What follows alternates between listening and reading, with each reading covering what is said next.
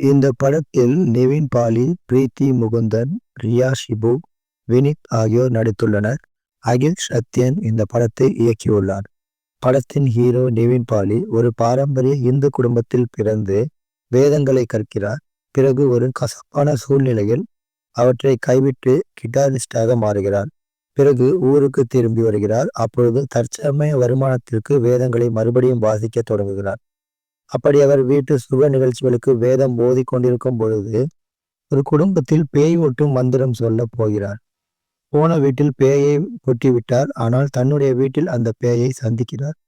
வழக்கமான பேய் படங்களில் பெரிய பல், கோரமான உருவம், பெரிய கண்கள் இது மாதிரி இல்லாமல் மிகவும் எளிமையாக ஒரு அழகான இளம் பெண்ணாகவே பேய் வருகிறது.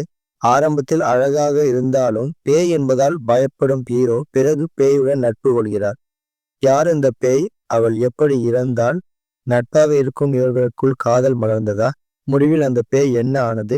ஹீரோவுக்கு தெய்வ நம்பிக்கை இல்லாமல் போனது ஏன் என்பதை மிகவும் சுவாரஸ்யமாக நல்ல திருப்பங்களுடன் அமைந்திருக்கிறது இந்த சர்வம்.